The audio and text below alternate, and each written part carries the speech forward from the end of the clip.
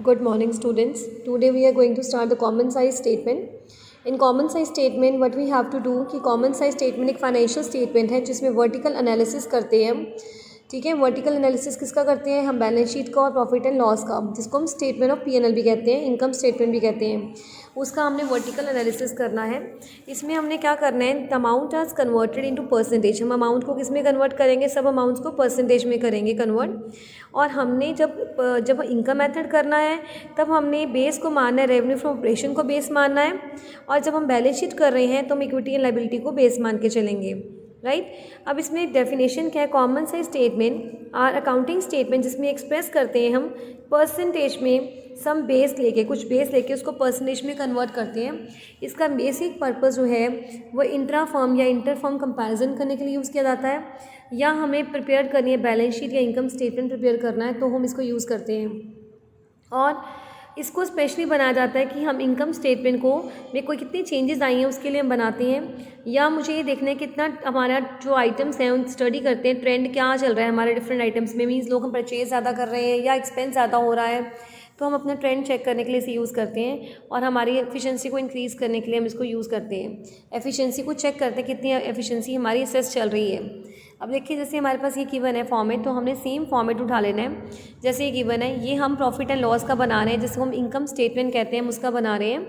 ठीक है, आपको इसकी बैलेंस शीट का भी आता है और इनकम एंड स्टेटमेंट का भी आता है. तो अभी हम बैलेंस शीट का नहीं बना रहे, प्रॉफिट एंड लॉस का बनाएंगे. प्रॉफिट एंड लॉस का फॉर्मेट सेम आप कॉपी करोगे जो गिवन है. Means income, revenue from operation plus other income, that is total income. ठीक है, आप देखिए मैंने यहाँ लिखा है टोटल इनकम है. ये देखो, revenue from operation plus other income that is total revenue लिख दिया. इन दोनों को एडअप करके ये फॉर्मेट बनना शुरू हुआ आपका. उसके बाद आपने क्या करना है, जितने भी एक्सपेंसेस होंगे आपके, कोई भी purchase of stock, inventory, salaries और अदर एक्सपेंस, ये हमने सारे के सारे कॉपी कर लेने हैं. ये देखिए मैंने सारे एक्सपेंस जो हैं एज इट इज़ लिख दिए, कॉलम बना के पॉइंट नंबर 4, और सारे एक्सपेंस और फिर इसका total expense.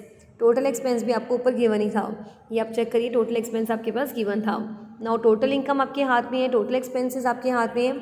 You will do the difference of total revenue and total expenses का डिफरेंस करेंगे तो वो क्या निकल के आएगा? Profit before tax. अब प्रॉफिट बिफोर टैक्स कितना आया हमारे पास? 9 लाख आया. अब यहाँ पे ध्यान से देखो तो आपको टैक्स की प्रोविजन दे रखी है. ये आपको परसेंटेज फॉर्म में भी गिवन हो सकती है और अमाउंट फॉर्म में भी गिवन हो सकती है. इस क्वेश्चन में अमाउंट फॉर्म में गिवन है 4,50,000, तो आपने इसमें 4,50,000 लेस किया, आपके पास अमाउंट आ गई 4,50,000 रिमेनिंग. अच्छा, इस क्वेश्चन में स्पेशली देखिए आप 2017 पहले नंबर पे दिया हुआ है और 18 जो है वो बाद में दिया हुआ है. अगर नहीं भी दिया होगा, अगर ये इधर भी होता तो सबसे पहले मैंने प्रीवियस ईयर ही लिखना है, फिर मुझे करंट ईयर लिखना है. ठीक है, मतलब यहाँ पे मुझे सबसे पहले प्रीवियस ईयर लिखना है, फिर मुझे करंट ईयर लिखना है. और बस अमाउंट जिस फॉर्म में मैंने यहाँ लिखी है उसी फॉर्म में अमाउंट मैंने यहाँ लिखनी है. अब हमने अभी ऊपर ही जब कॉमन साइज का मीनिंग पढ़ रहे थे तो उस पर क्लियरली लिखा हुआ है, जब आप प्रॉफिट एंड लॉस स्टेटमेंट का बना रहे हो तो अपने बेस किसको मानना है? रेवेन्यू फ्रॉम ऑपरेशन को. मीन्स जब मैं इसकी कैलकुलेशंस करूँगी, जहाँ मैंने सर्कल लगाया है, तो रेवेन्यू फ्रॉम ऑपरेशन को हमने बेस मानना है. मीन्स 40,000 अपॉन, जैसे मैं इसका निकाल रही हूँ, अपॉन 40 लाख. ठीक है, 40 लाख इंटू 100, ऐसे आप करोगे तो आपके पास 1% आ गया.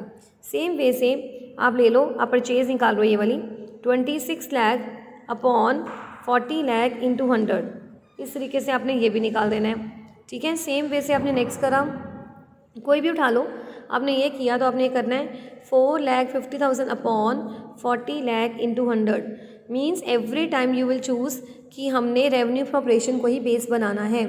ठीक है, मतलब हमने हर टाइम इसको रेवेन्यू फ्रॉम ऑपरेशन को ही बेस बनाना है. जब मैं 2017 का कर रही हूँ तो मैं इसको रेवेन्यू लूँगी, और अगर मैं 2018 को कर रही हूँ तो मैंने इसको लेना है. तो बाई चांस ये कि दोनों सेम आ रहे हैं, अदरवाइज़ मुझे रेवेन्यू फ्रॉम ऑपरेशन को बेस बनाना है. जैसे अब इसको आइटम को ऑरली कर लेते हैं, 44,000 अपॉन 40 लाख इंटू 100. इसको भी करना है 44,000 अपॉन 40 लाख इंटू 100. सेम वैसे 60,000 upon 40 lakh into 100, 6 lakh upon 40 lakh into 100, 3 lakh upon 40 lakh into 100. इस तरीके से हम सारा क्वेश्चन करेंगे. Thank you.